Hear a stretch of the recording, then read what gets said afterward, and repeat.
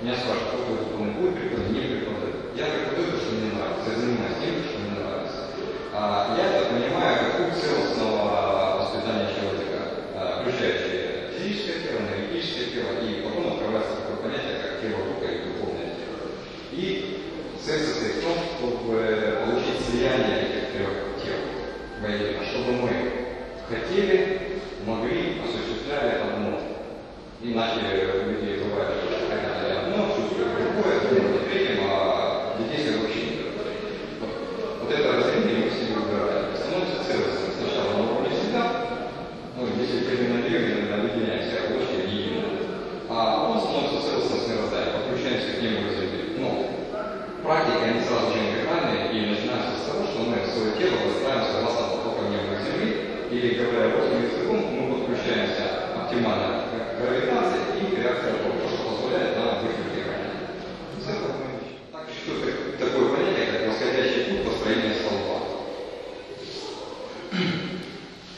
Ставим столб вместе. И внимание на вот эти вот точки, смотрите, трапециевидные мышцы между двумя пучками есть болевая точка, нащупывать. Ее называется кровавый часть. И теперь по вниманию смотрите, вот эти две точки шире, чем опорная база столба.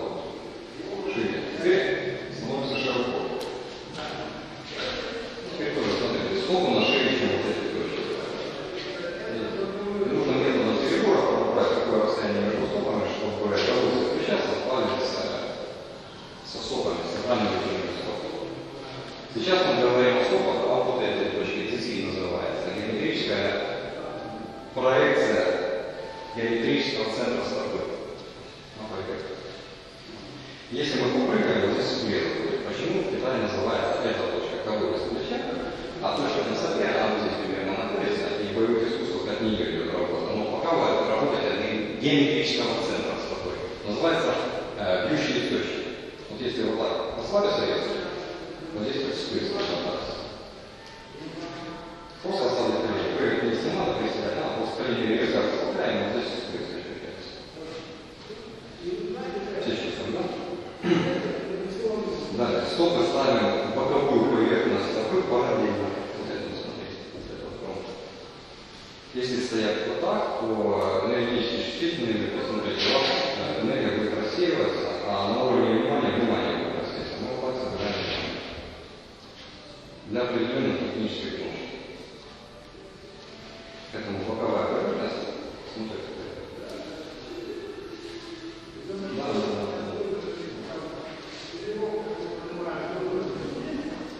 Следующий момент. На стопе выделяют 9 точек. Это 5 пальцев, кончиков пальцев. Подушечка за большим пальцем, подушечка за мизинцем, боковая полоска и пятка. Вот эти 9 точек прижимаются к земле равномерно. Давай больше ассистировать. Вот так вот равномерно. Смотрите, если я стою на наружной кромке стопы, он меня легко сдвигает. Если я стою на пятках, и он дает сторону пяткой, тоже легко сдвигает. Если на носочке, то он легко тянет, легко тянет, я ухожу. Если я стою на 9 точках правильно, то я выдержу больше. Вот там надо получиться. Можете вдвоем поработать, развиться на паре. Ну, по комфорту. Я покажу, посмотрю.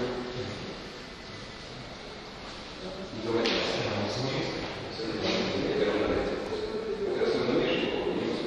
но внутренне уже один или иначе. На пятке,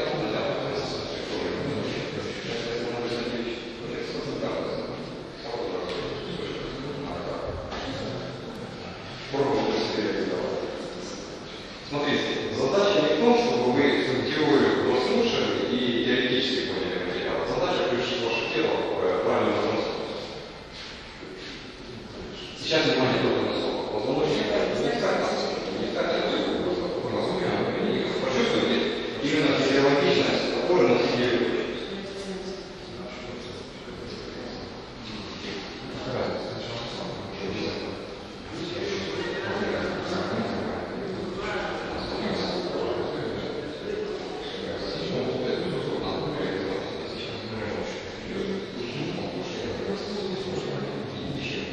Смотрите, метод заведомо становится просто на пятку, становится на носочек.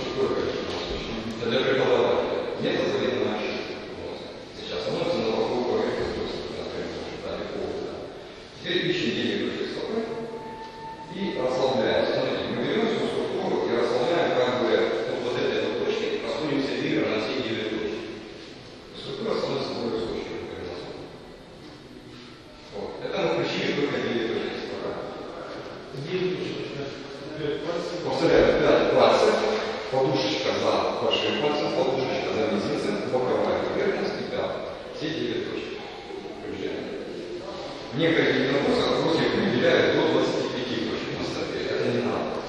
В некоторых сферах движения 3 точки выделяют. Большая подушечка за большим пальцем, за мизинцем и пяткой. Называется 3 гвоздя. Этого достаточно. Но по опыту я знаю, что 9 точек лучше работает. То есть, если вы прищемили или ударили любой палец, то вы будете очень хорошо это слышать. Что вам чего-то не хватает. Вы не можете на большой палец, у вас на большой технически. То мизинец не укореняется, то большой палец укореняется. Все это очень сложно, на самом деле. Так, смотрите, составили у нас арочную структуру. У нас есть вверху вот эта точка здесь и 9 точек стопы. Если хорошо прослушать, то у нас где-то происходит освобождение 10-й точки. 10-я точка в центре.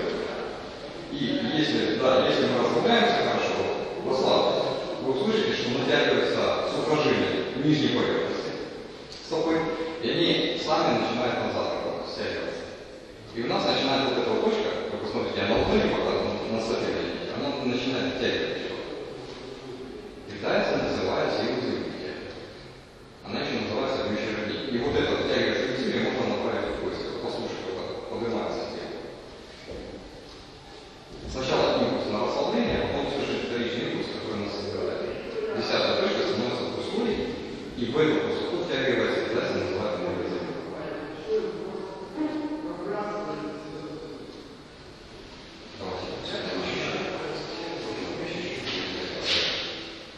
Да, сколько?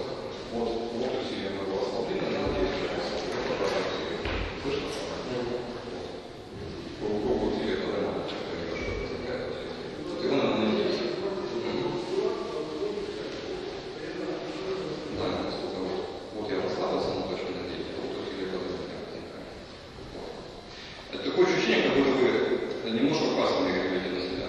В литературе описывается пальцы захватывать землю, но захватывать не надо. Нужно расслабиться в пальцы и услышать потом сухожилие нижней поверхности стопы. Она сама уже не в обратную сторону. Вот такое тонкое усилие. Вот я отпускаю вниз, вот обратно. Тоже очень важный момент. То есть напрягаться это делать не нужно. Хотя, вообще спине, конечно, по всему телу поднимается. Смотрите, мы сейчас соберем стоп, потом соберем колени, потом правильно соберем на полученную структуру, позаберем это все. Потом сам таз правильно поставим, потом поставим весь